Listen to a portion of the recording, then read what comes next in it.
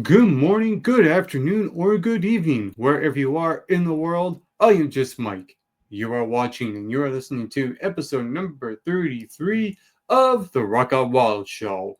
Now, if you are new to this channel, and if you haven't done so yet, be sure to hit that subscribe button down below this very video. You can also like or dislike this video as well, and share episode 33 of the Rock Out Wild Show, and spread the word from your family to your friends to your co-workers to your acquaintances. Tell everyone what the Rock Out Wild Show is all about. As you see from the title of this episode, the main event will be an article that I was looking through not too long ago, but a couple of days ago, and it's hot off the press as it came out early in July, and it is an article about inexpensive self-care ideas for your 2025 routine, and there's 99 of them, and I will be going over every single one of them. That is on the docket for the main event for this very episode, and we're also going to look at, on this day in the world of not only sports but film and television, music and wrestling. I hope to get everything in episode number 33 for you all. But we're going to kick things off with a movie review reaction of an old movie review of mine that I am going to react to. And this is a movie that stars Keanu Reeves. Now, you're probably wondering, what movie came out about 11 years ago starring Keanu Reeves and it is an action flick? Well, it is none other than the very first film in its franchise, John Wick. Since then, there have been four other movies, including John Wick 2, 3, and 4. And we had Ballerina earlier this year. Plus, we had a miniseries called The Continental. But it all started with the very first movie, and that is what I'm going to react to right now. This is my reaction to my movie review for the very first John Wick movie. So what we're going to do first is open up the webcam, so you see my face as I react to this thing. And now we're going to present, share screen, right to the John Wick movie review, and make sure the audio tab is on. And let's react. In 3, 2, 1, action. Little piece of advice: don't ever get in John Wick's way. He's just going to end up shooting you in the head, and if you're lucky, he'll shoot you in the stomach first, and then he'll shoot you in the head. Seriously. He even puts Liam Neeson to shame. Thank you. Hey, what is up, all movie fans in the movieverse? Welcome to the Mike McRock Movie Review Show. Right now I'm going to review John Wick, and John Wick is an action movie about an ex-hitman who comes out of retirement to track down the people that took everything from him, including his dog. And what they establish you at the beginning is that John Wick's wife has already died, so that's not really a spoiler. Yeah. That's just something that they kind of throw in the beginning, so you know where he's coming from. And the dog is a plot device, if you will, an element that is the last piece of his wife, is a gift that was sent to his wife, to John Wick, and basically telling John Wick that this is the only thing that I have left of me. Yep. So you get the emotional attachment, and I like how the movie That's the tricks hook. you and really liking this relationship with John Wick and his dog. And this movie stars Keanu Reeves. Yep. And there is a line in this movie that I really enjoyed. And that was, "Yeah, I'm thinking I'm back." And Damn he right. said that with power and passion.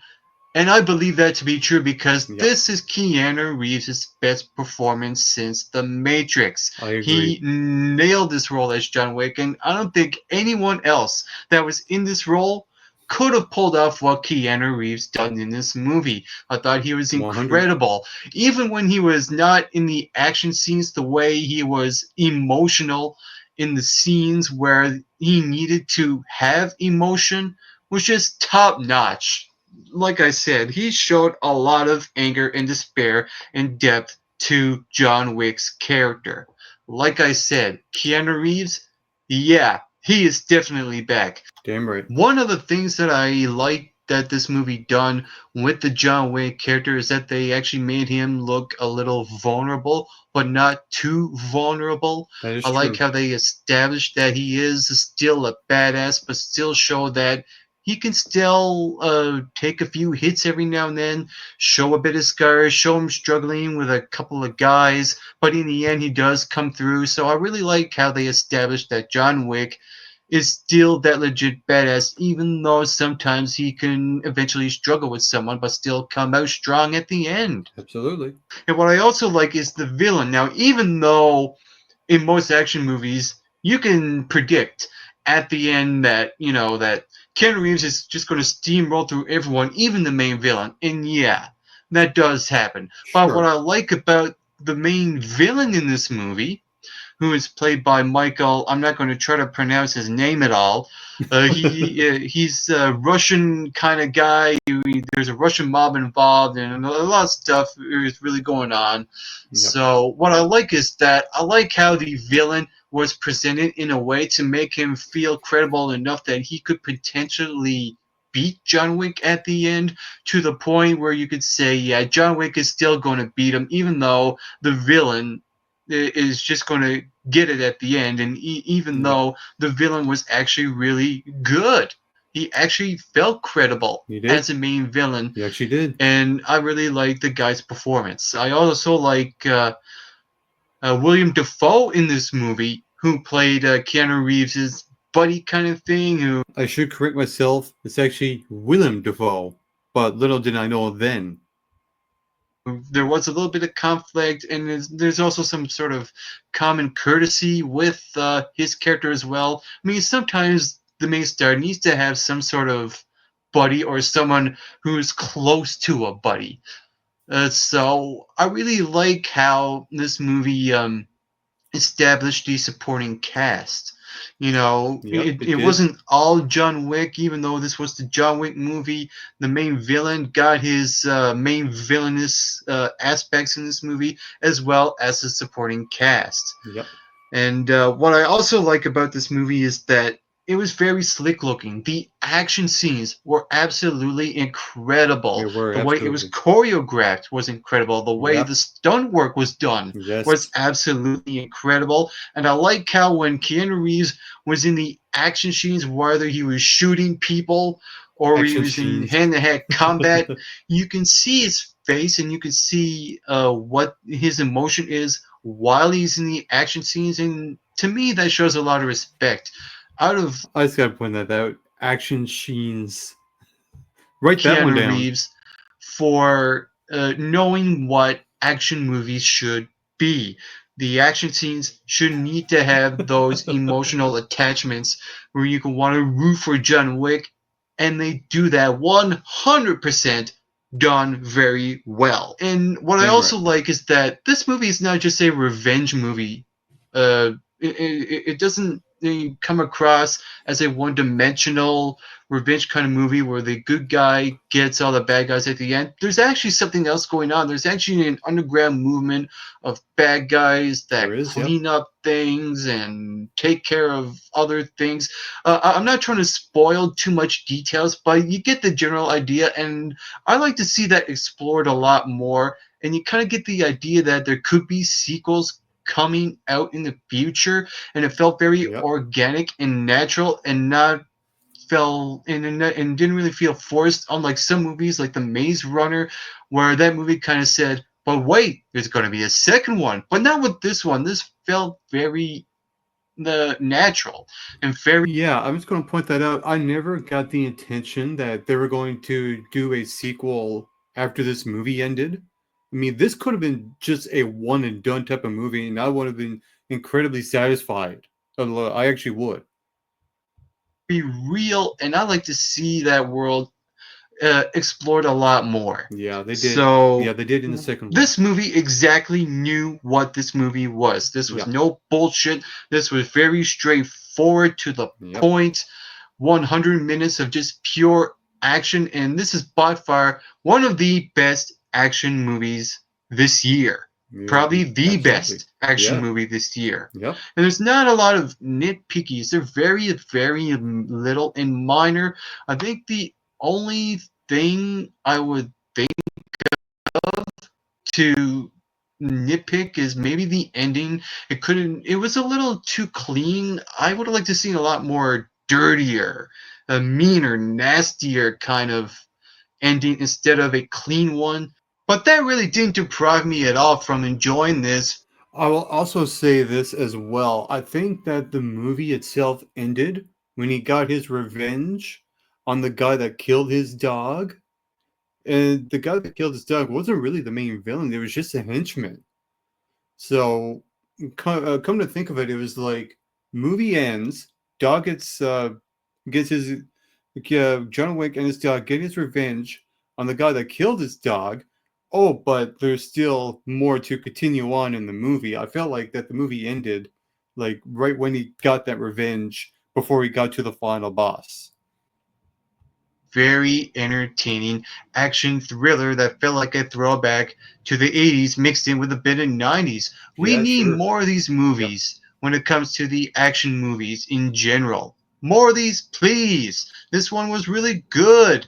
It Damn didn't right. need to be outstanding nor didn't need to be bad. So, with that said, this movie delivered 85 points out of 100. Nice And if you score. saw Nice John score. Wick, what did you think about it? Feel free to comment in the comment section below and give me your thoughts about this movie. And also you can hit that subscribe button down below this video to get McRocked.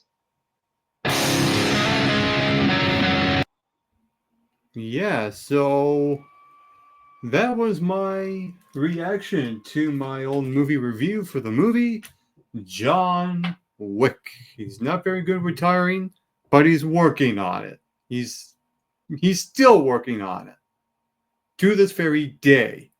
Anyway, let's move on to some of the stuff that you come to know for the Rock Out World show, and let's take a look at on this day. We have a lot to get to, so let's get this going. So I'm going to present share screen, and let's look at on this day for August 13th in the world of sports. And with sports, there's always a lot here, so let's get into it. In 1902, English cricket team beats Australia by 1 wicket in a famous victory at the Oval in London. In 1906, Chicago Cubs pitcher Jack Taylor ends a string of completing 202 MLB games, 187 complete, 15 relief, against Brooklyn Superbass in third inning of an 11-3 win at Washington Park, New York City. In 1908, future baseball Hall of Famer pitcher Cy Young's career is celebrated with a special day in his name in Boston. He pitches briefly for Red Sox against an all-star team. In 1910, Brooklyn Superbats and Pittsburgh Pirates play the game of perfect symmetry. In baseball, to 8-8 tie, both have 8 runs, 13 hits, 2 errors, 12 assists, 5 strikeouts, 3 walks, 1 hit basement, and 1 pass ball. Could have 2 pass balls, if I'm just saying.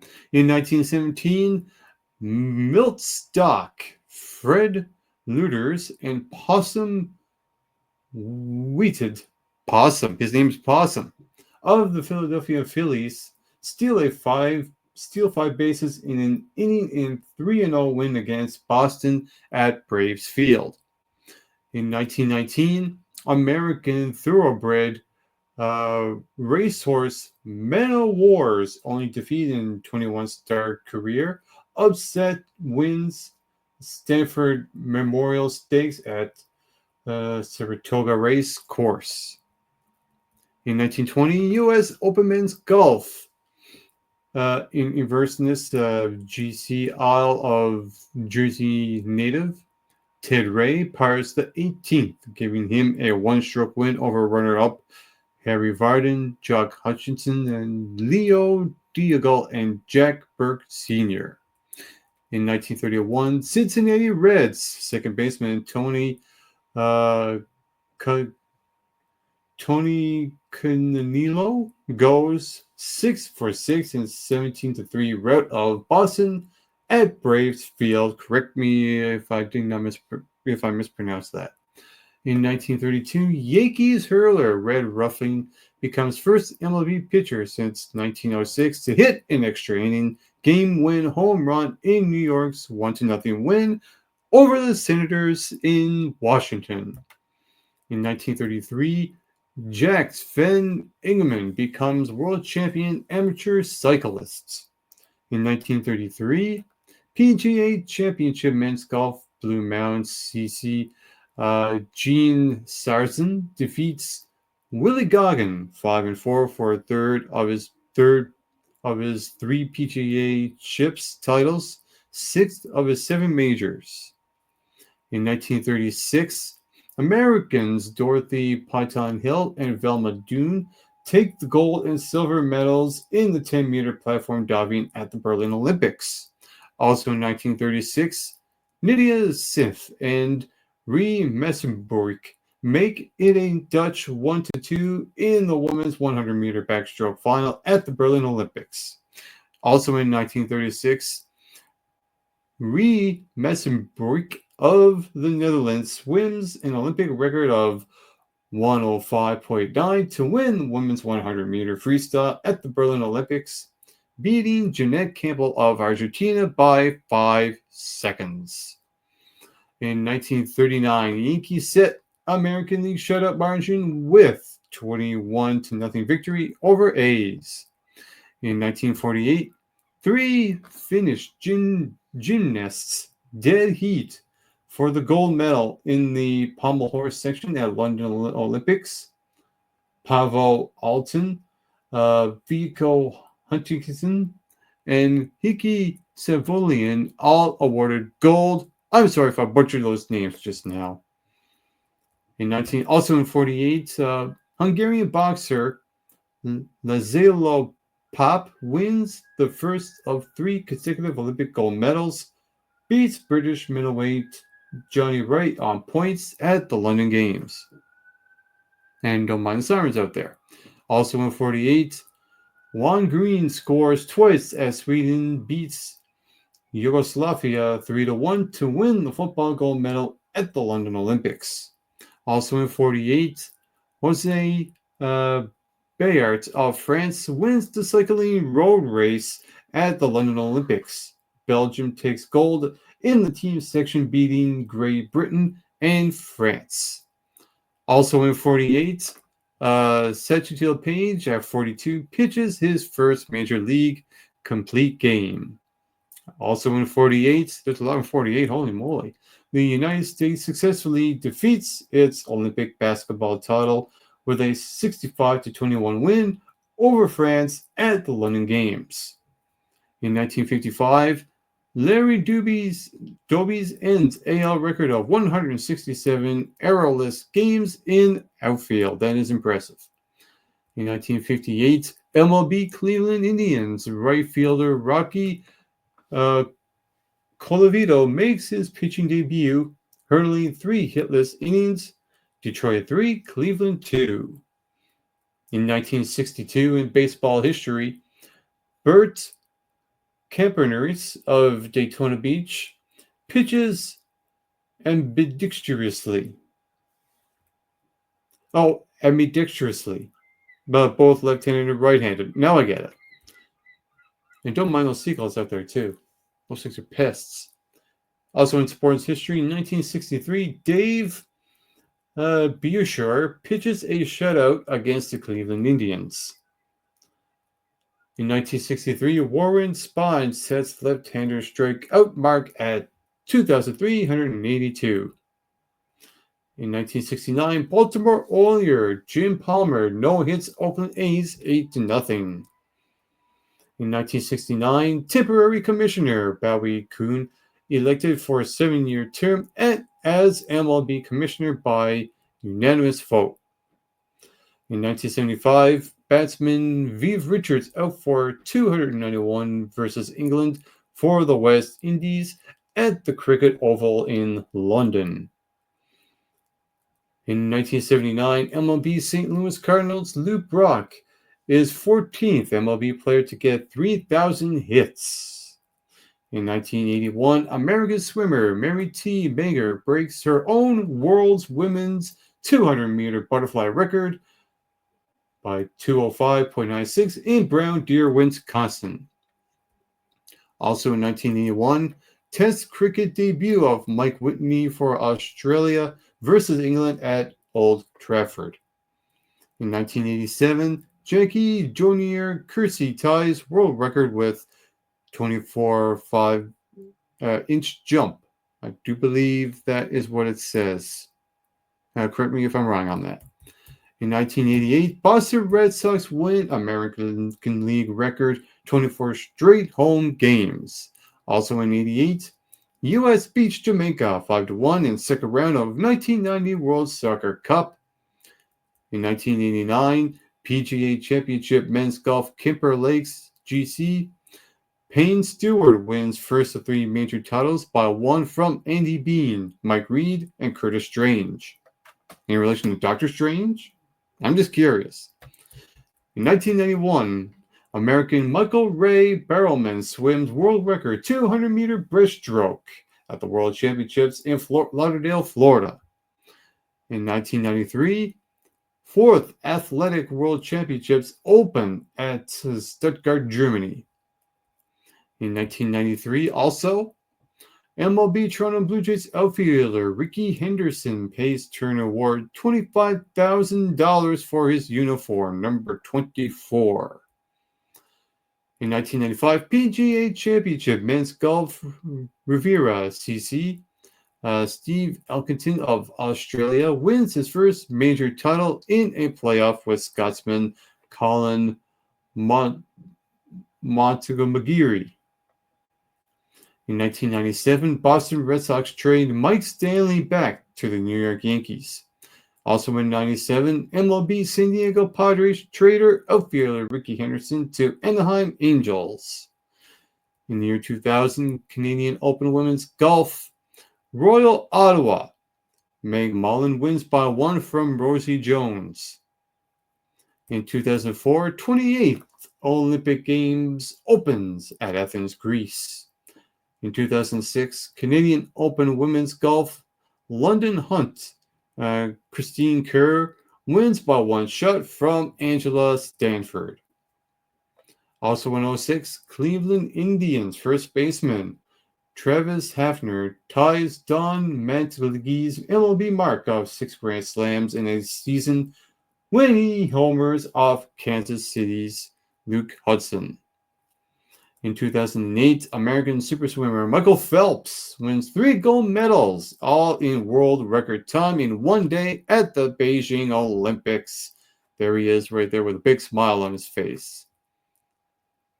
In 2008 also, Australian swimmer Stephanie Rice wraps up the medley double at the Beijing Olympics when she swims world record to win the 200-meter IM gold medal. Also in 2008, Italian swimmer Federica Pellegrini sets new world record to claim 200-meter freestyle gold medal at the Beijing Olympics. Runner-up Sarah Izlakovic is Slovenia's first Olympic swim medal winner. In 2012, Nadia Ospachuk of Belarus is stripped of her shot put gold medal after failing a drug test. In 2016, American swimmer Michael Phelps ends his career at the Rio Olympics as part of the winning 4x100 medley relay. His record 23rd gold medal. And don't mind the dishes out there. In 2016, also British superstar Mo Farah wins first leg of 5,000 to 10,000 meters double, repeat of London in 2012. in 27:05.17 in the 10K at the Rio de Janeiro Olympics. Kenya's Paul Tunuri wins silver, just 0.47 behind. Also in 2016, Great Britain sets a world record of 3:14.051 to comfortably beat the US in women's cycling team pursuit at the Rio de Janeiro Olympics. Also in 2016, Jamaican sprinter Elaine Thompson wins the women's 100-meter gold in 10.71 at the Rio de Janeiro Olympics. American Tori Bowie second in 10.83, and Shelley Ann Fraser-Price of Jamaica in third with 10.86. Also in 2016, New York Yankees rookie Tyler Austin and Aaron Judge hits back-to-back home runs in their first Major League plate appearances in 8-4 win over Tampa Bay Rays at Yankee Stadium, New York City, and don't mind the dishes out there again. In 2016, the dominant Great Britain men's crew win the 8th at the Rio de Janeiro Olympics. U.S. scores a comfortable win over GB in the women's 8. In 2017, PGA Championship men's golf, Quail Hollow, Justin Thomas wins his first major by 2 shots from Francisco Molinari, Patrick Reed, and Lewis Utzon.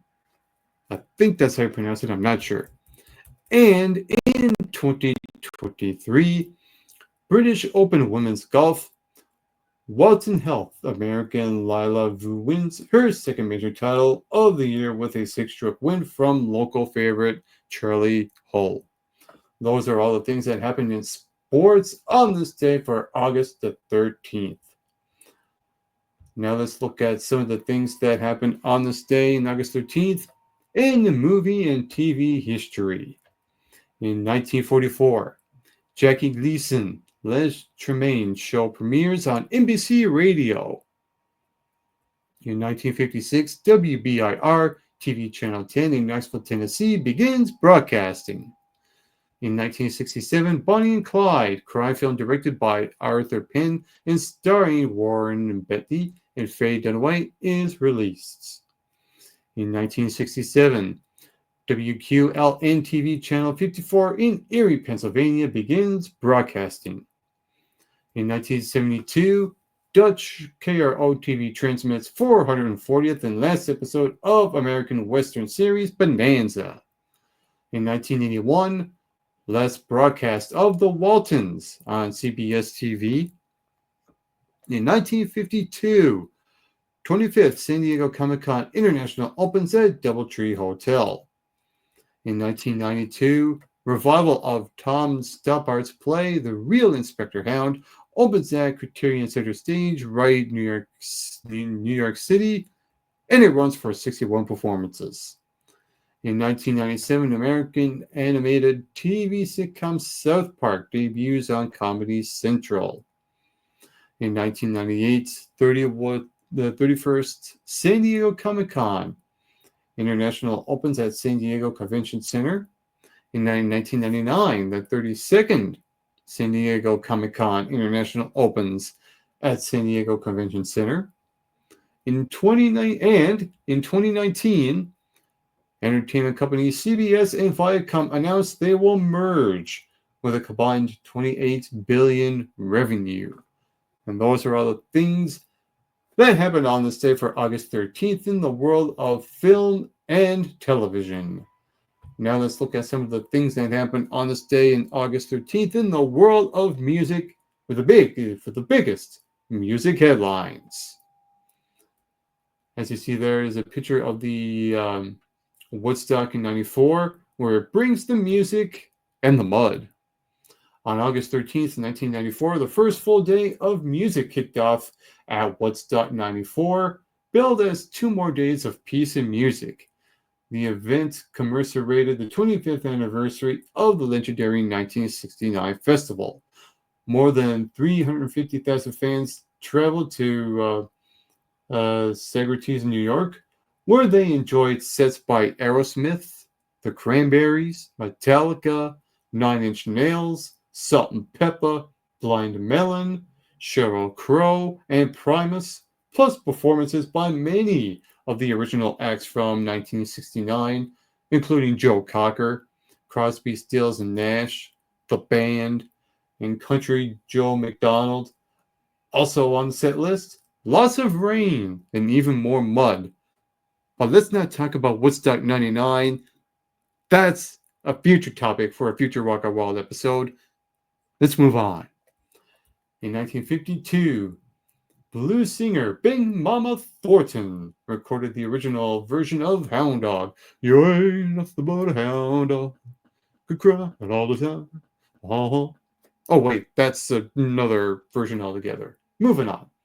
The song, penned by Jerry Lieber and Mike Stoller, would soon top Billboard's R&B chart for 7 weeks and sell nearly 2 million copies. In 1965, Jefferson Airplane played their first public performance at the Matrix in San Francisco. Was Keanu Reeves there? I'm wondering. 2 years later, though, in 1967, Fleetwood Mac made their live debut at the National Jazz and Blues Festival in Windsor, England. They shared their bill with Cream, Small Faces, Pink Floyd, Donovan, and Jeff Beck, among others. In 1966, the Beatles' Revolver began its 7-week run at the top of the UK albums charts. The band's 7th studio album would also spend 3 weeks at number 1 in the US. Considered to be one of the most innovative albums in pop music history, Revolver includes such enduring songs as Eleanor Rigby, Yellow Submarine, Here, There, and Everywhere, and the highly unique Tomorrow Never Knows, which found the bands experimenting with a variety of electronic elements and production techniques, including sampling and reverse recordings. And in 1964, the Supremes recorded Baby Love, written and produced by Motown's in-house team of Holland, Dozier, Holland. And in brackets here, Lamont Dozier and brothers Brian and Eddie Holland. The song was released on September 17th and eventually became a number 1 hit on both the US and UK pop charts. And here are some of the birthdays in the world of music. We got Dan Fogelberg, who is a singer-songwriter who was born in 1951. Fergal Sharkey from the Undertones is born on this day, August 13th in 1958. We got Diamond Blue Smith from Pretty Ricky, who was born in 1984 on this day for August 13th. And James Morrison, who's a singer-songwriter, also born on 1984, August 13th as well.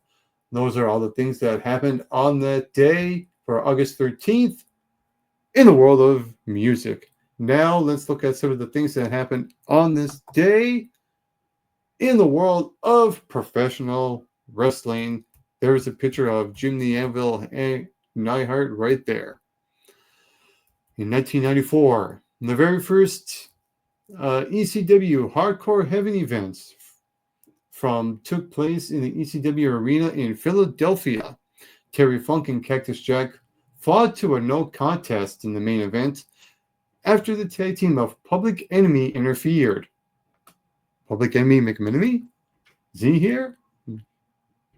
Well, I wonder. Anyway, this event saw one of the most iconic moments in 90s wrestling when the audience threw dozens of folding chairs into the ring, burying Public Enemy at the end of the show.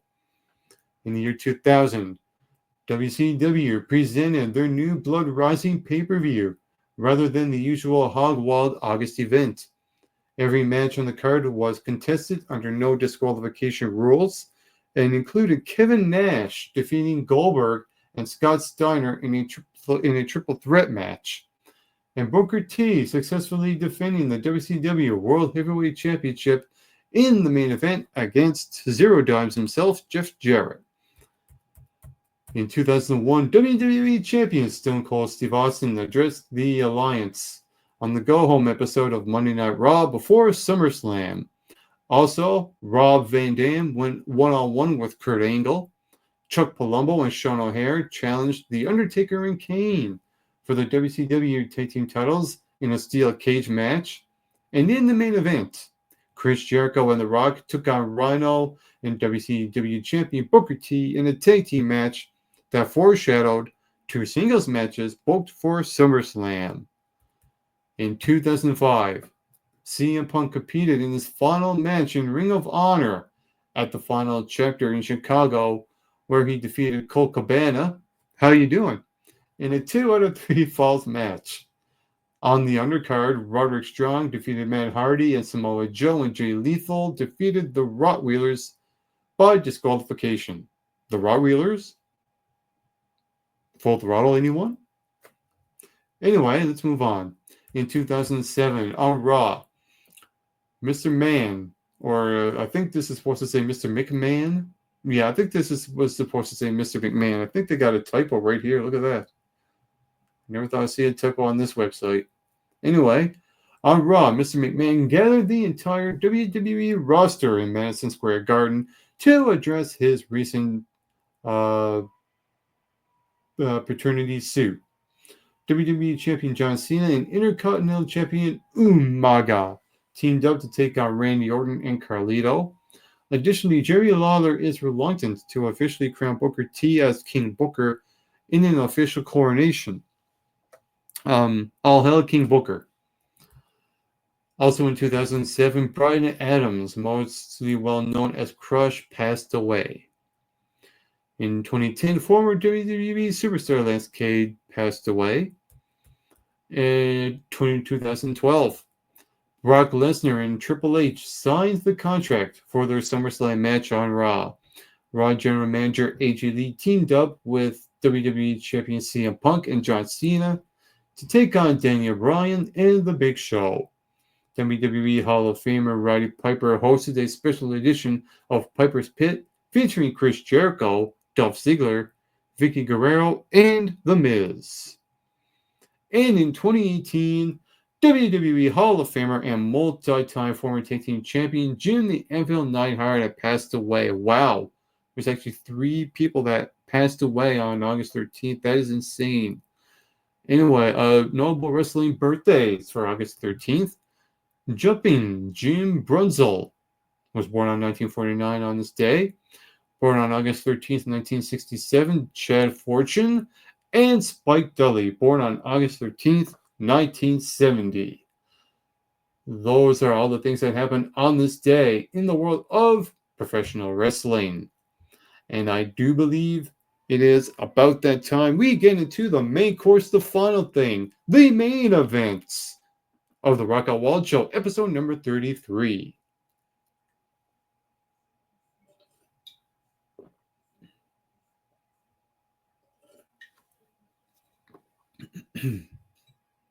So, as you see from the title of this very video, it is self-care ideas for your 2025 routine. And this is an article I found just a couple of days ago. So it's actually called 99 Inexpensive Self-Care Ideas for Your 2025 Routine. This is pretty much hot off the presses. This came out, well, as this episode will air, this article would have came out a month ago. So what I'm going to do is present, share screen, and let's share this thing. So this is from a website called thegoodtrade.com. Now, I usually don't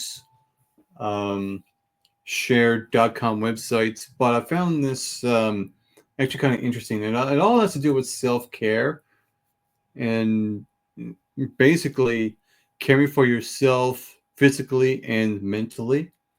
This is written by Emily McGowan. It was posted on July 9th, 2025. So all credit goes to Emily McGowan for this article. I want to thank you for this. So let's get into it. And we start off with a question here. Does anyone else find themselves needing a hard reset and refocusing on wellness? Sometimes, yeah. We're not talking about detox diets or lavish spa days. We need real, sustainable self care. After these past few years, we are all carrying heartaches that no amount of face masks and bubble baths can heal. That is absolutely true. And here is a really good quote right here. The performance of face masks and bubble baths won't heal our deeper heartaches. We need real self care. And that is 100% accurate. That's because taking care of ourselves is difficult, especially if we have other obligations like family, work, pets, bills, homes. The bare minimum can feel excruciatingly out of reach sometimes, and self care just adds another thing to the list. But we can reframe our perspective around taking good, true care of ourselves by remembering that self care is as simple as self respect. So the two go hand in hand here.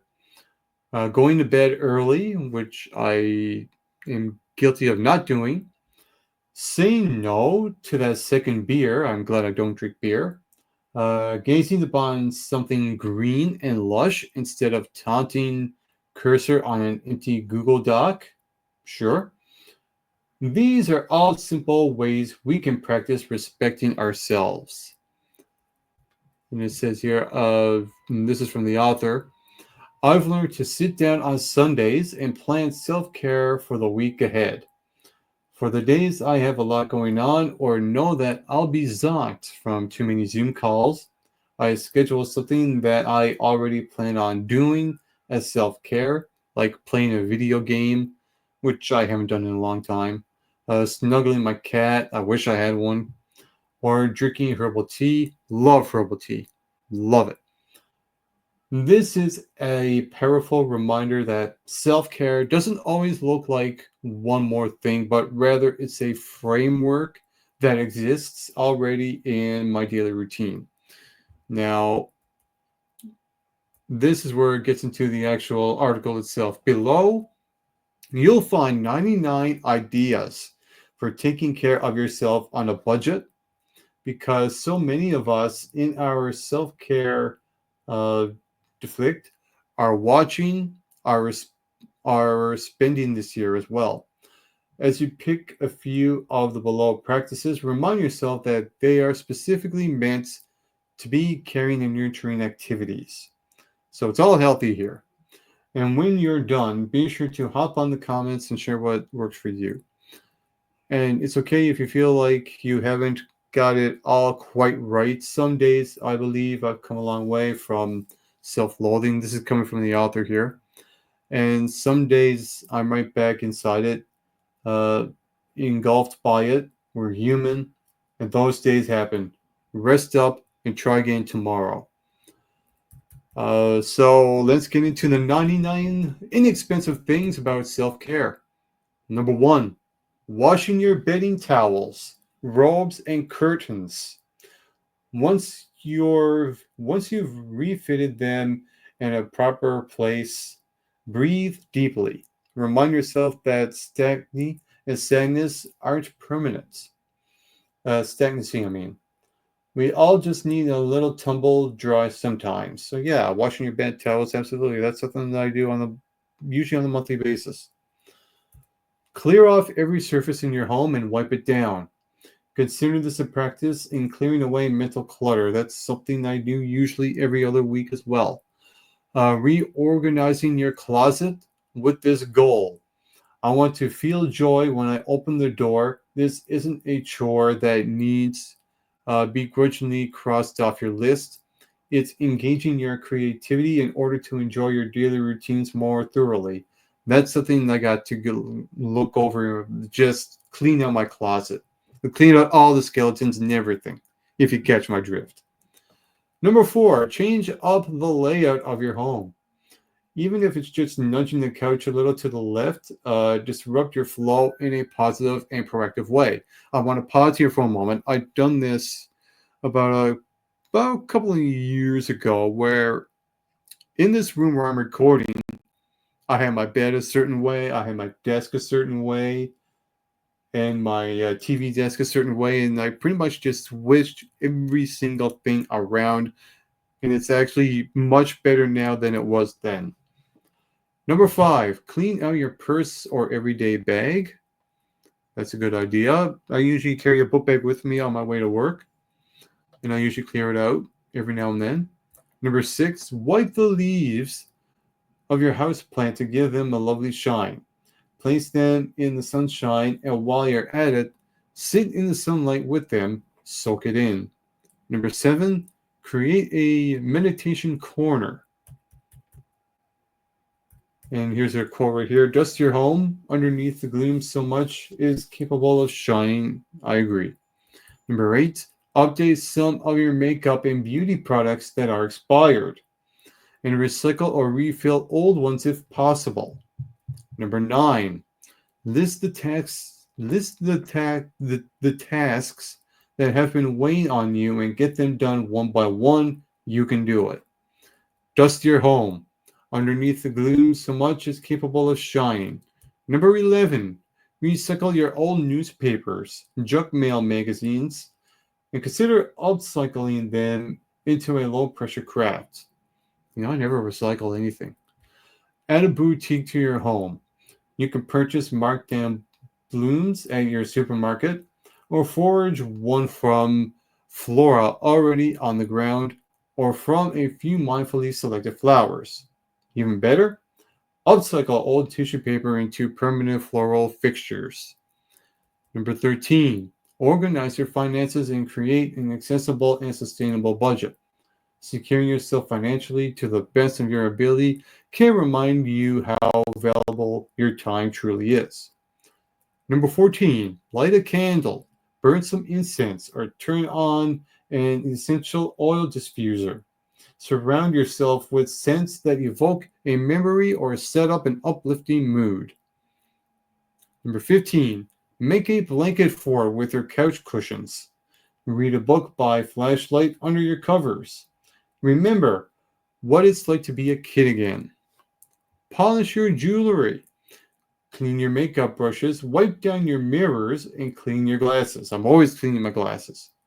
Replace the grime with a little shine. That rhymes. Number 17, sort through your home library and organize your books by color or genre. Or sometimes I have a DVD collection, I put them in alphabetical order. That's another thing as well. Donate the ones you no longer love and considering lending a few favorites to neighbors or friends. I've actually had a few, I'm going to pause there. I actually had someone drop down a few DVDs over, and one of them is Pink Floyd's The Wall, which I'll probably get into watching sometime in the future, if I haven't already. Number 18, create some art for your walls. Speaking of, use what you have on hand. Tack up some old photos and decorate your space with what inspires you. And number 19, organize your digital photos into folders on iCloud, Google Drive, or even on your desktop. Take your time with the activity reflecting on all your favorite moments and memories. And we're getting into self-care hobbies here. Number 20, give yourself an at-home mani-pedi. Give yourself an at-home mani-pedi, whatever that is. Soak your hands and your feet. Trim your cuddles. Apply multiple layers of nail polish. Give yourself the gift of thoroughness. 21, say no to just one more episode. And swap in a gentle activity for 25 minutes, like stretching, reading, or just a prolonged bedtime routine. Find a craft that works for you and schedule it ahead of time. Some soothing options are coloring, embroidering, crocheting, knitting, or needle punching. Number 23, play a video game. Number 24, make one thing better about what you already do during the day. For example, if you commute, try switching to music if the news is bringing you down. You can catch up later. Or podcast. Listening to podcasts is something I usually listen to. 25. Switch up your morning routine and opt for coffee, breakfast, and a shower, all before you check your phone or swap the morning Instagram scroll by subscribing to a thoughtful daily email newsletter. Number 26. Sketch the things you see in a room around you. This is an exercise in presence where you can let your mind unwind and practice gratitude for the here and now. Number 27. Write poetry. Now, that's something I used to do a long time ago and I just stopped. Don't know why I just stopped. But yeah, number 27 is write poetry. Whether your words are Shakespearean or angsty, embrace them. What do your poems tell you about yourself? Number 28, borrow an audiobook from your local library and listen to it while you're cooking, cleaning, crafting, or exercising. Number 29, play an intentional movie night in advance, or plan an intentional movie night in advance, instead of just winging it. Pick out what you will watch, when, and with whom. Prep your snacks and your cozy blankets. Number 30, attend a concert by yourself or bring a friend and make a date of it. You can even watch virtually, search full concert on YouTube or watch a tiny desk concert. Number 31, mend your well-loved garments or ask someone else to help you do so. This can be an easy way to feel more put together and restore life into your wardrobe.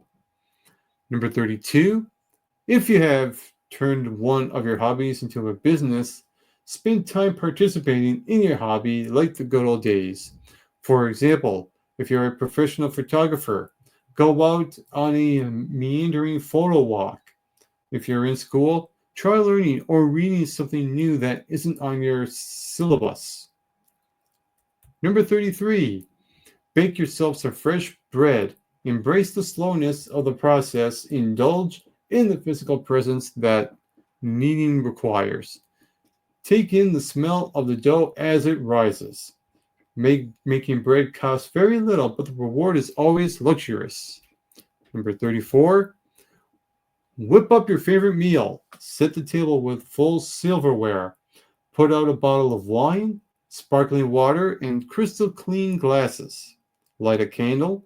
Focus on presentation and remind yourself that you are worthy of beautiful, nourishing, and delicious food. Number 35, making extra food for dinner and packaged leftovers in Tupperware that you can easily access for lunch the next day. That's something I usually do as well. While you're at it, prep some overnight oats. Any mom will tell you breakfast is the most important part of your day. Number 36, read a parenting book for and about yourself. Read a parenting book for and about yourself, Consider how you might approach your own self-care and self-talk in basic ways and reestablish trust with yourself. The trusting yourself is really, really important. I agree. Number 37, lay out a blanket and stargaze or cloud gaze. There is no goal other than stretching your eyes and scumbling to your imagination. Number 38, plant something. Gardening has immense mental and emotional benefits. I agree with it.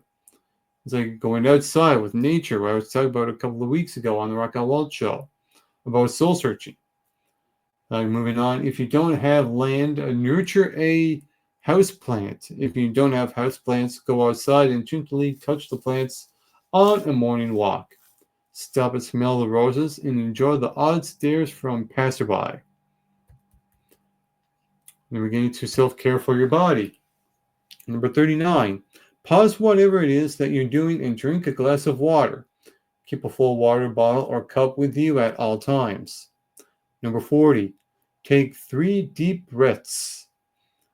Or explore the ancient yogic breathing practices and their many benefits. Number 41, brew your morning coffee slowly and then use the used grounds to gently exfoliate your skin during your next shower. Now that's interesting. Or skip the coffee and try one of these alternatives. Number 42, pour boiling water into a heat-safe bowl. Add a few drops of eucalyptus oil and put a towel over it. Carefully bring your face under the towel and enjoy the scent and the sensation of the steam. Put on your favorite jewelry, no matter how luxurious the pieces are or aren't. Remind yourself that you are worthy of endowment and celebration. Number 44. Try our try our favorite do-it-yourself matcha face mask. Now it's not self-care list without a face mask, is it? Number 45. Make yourself a fruit platter. Cut up apples, peel oranges, wash raspberries and blackberries. Make melon balls, whatever in season. Decorate a luxurious tray with delicious and affordable fruits. Indulge in the vibrant flavors of all your favorites. Number 46. If you drink, try intentionally skipping the booze on a Friday night. Face any confronting feelings that may arise.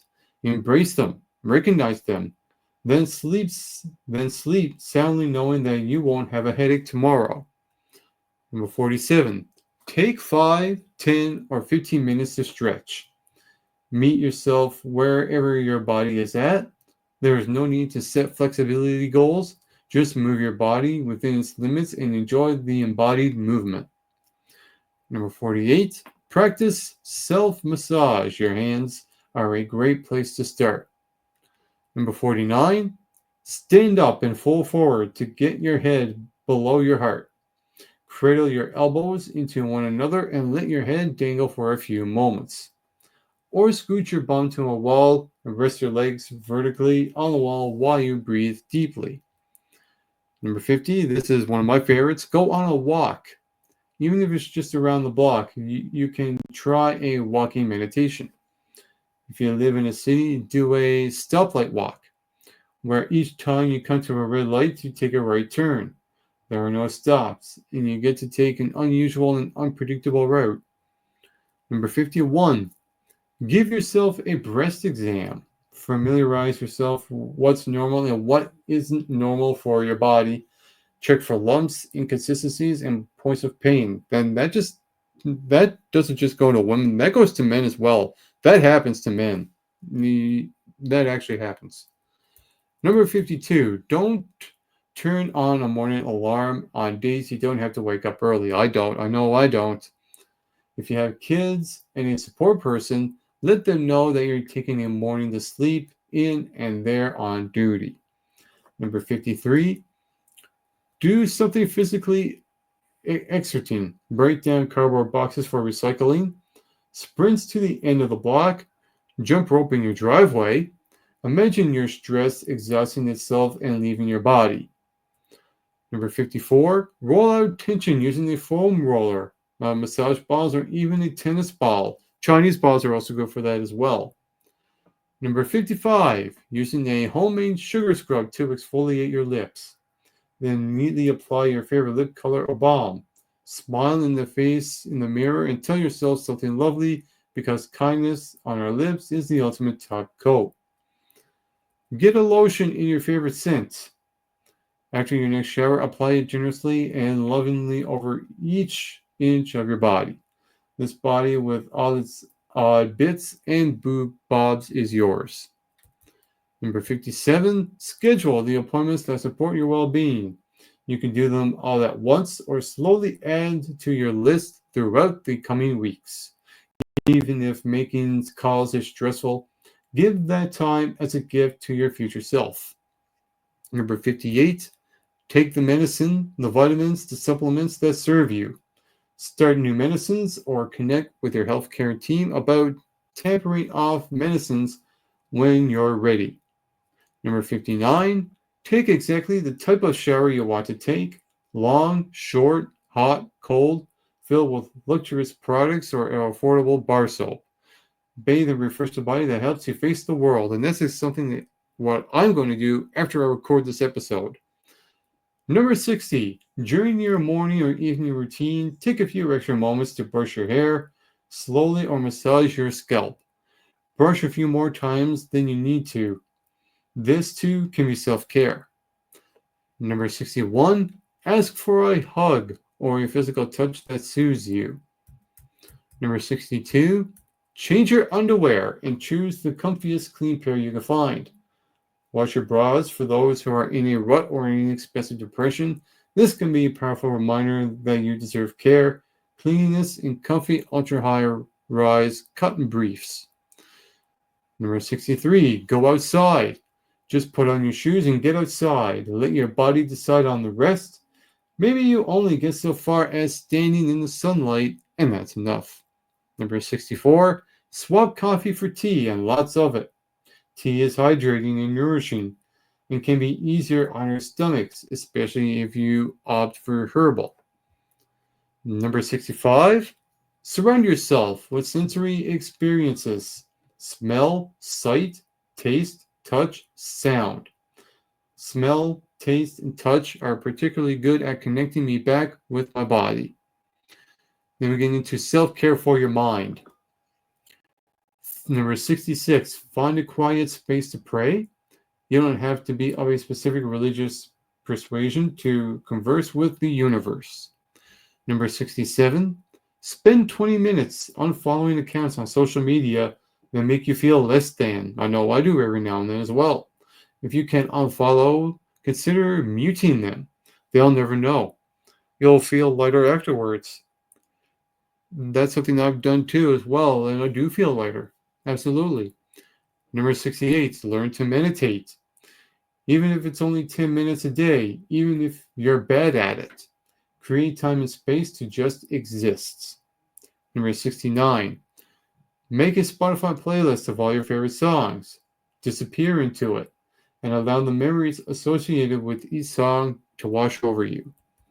Number 70, create or join a book club or a spiritual support and discussion group. Number 71, practice good phone hygiene. Clean your phone and update your OS. Turn off all the red notification bubbles that you don't need. Number 72, take pictures of everything you're grateful for, wherever you are in the moment. Maybe start a private photo album of these pictures, or revisit on difficult days, or try using Instagram as a gratitude diary. Number 73, make yourself a cup of tea and unsubscribe to every unnecessary email list. Clear your inbox so future you can clear their mind. Number 74, enroll in therapy. Number 75, snuggle your pets. Seriously, it releases dopamine and relaxes a stressed brain. It actually does. I've actually heard about this before. Number 76, create a Pinterest mood board full of things that move you and inspire you. If you don't know what Pinterest is, that's also a website as well. Number 77, allow yourself to indulge in a daydream while you're walking. Sometimes I do that. It happens. Listening to music, cleaning the house. When a strange idea or memory comes to mind, don't push it away, follow the story. Take an online class via one of these free affordable online education platforms. Number 79, organize your Google Drive, desktop, and or phone home screen. Set your background to an image or quote that inspires and supports you. Number 80, set a reminder of positive affirmation for yourself somewhere in the future, a week, a month, a year from now. Number 81, update your passwords and keep yourself safe online. I have done that recently, not too long ago, maybe about a couple of months ago, and I don't regret it. Number 82, reread one of your favorite books from when you were younger. Rewatch your favorite movie. Eat your favorite childhood snacks. Remember what entertainment brought you joy as a kid. Number 83, have a park day without your phone. Number 84, plan something in advance, whether it's the kind of takeout you'll order on Friday or it's a 2-week vacation 5 years from now. Having something to look forward to can help you stay motivated and optimistic. Absolutely, it does. And we're getting there. Number 85, practice generously by donating or volunteering.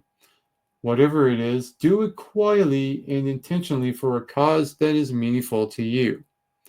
Number 86. Say no to answering questions that are easily answered with a Google search. Your time and energy are worthy of boundaries. Number 87. Engage in some self-directed art therapy. Number 88. Develop positive affirmations that work for you and find visible or memorable ways to use them daily. Number 89. Journal honestly. Here is a list of writing prompts for whatever emotion you may be feeling right now. And go to this link right here. Number 90, write down your biggest aspirations and hope for yourself the biggest ones. This means no holds barred. No one needs to see this. Number 91, find your uh, Enneagram number. Read up on your birth chart. Take a Myers-Briggs assessment that I have done before. Engage mindfully in these things to connect more deeply with yourself. Remember, these aren't meant to tell you who you are, rather than they're meant to help you learn more about the way you move about in this world. Like I said, that Myers-Briggs assessment is really, really good. I highly suggest you, all you listeners and viewers watching this right now, if you haven't taken the Myers-Briggs assessment yet, I encourage you to do so. Number 92, write a letter to your younger self. What do you know now that your younger self would you be amazed by? Number 93, handwrite a note to your present self. What is it that you want to remember? I do that all the time. Could be to pick up coffee at the store, or it could be that you are worthy and loved. Number 94, if positive self-talk is difficult for you, considering practicing neutral self-talk. Take these small steps that work for you. That is something that could go over for a future episode. Number 95, write out your values. What is most important to you, and how can you more deeply prioritize these things in your daily life? Number 96, remind yourself of who you are, beyond what you are in relation to others. Maybe you're a parent or a child, but who you are outside of that label. Number 97, track your moods for a day or for several days. Put names to what you're feeling every 2 hours or so, and reflect on the ways your moods fluctuate and what impacts them positively or negatively. Number 98, text a trusted friend how you're feeling. It's okay to be direct about what you need, a listening ear, a loving word, or tender advice. And number 99, forgive someone, even it's yourself. When it comes to forgiveness, I think I'm at a point in my life where I actually have forgiven myself. I actually feel like I have. So that right there was the big, incredible, long list of 99 inexpensive self-care ideas for your 2025 routine.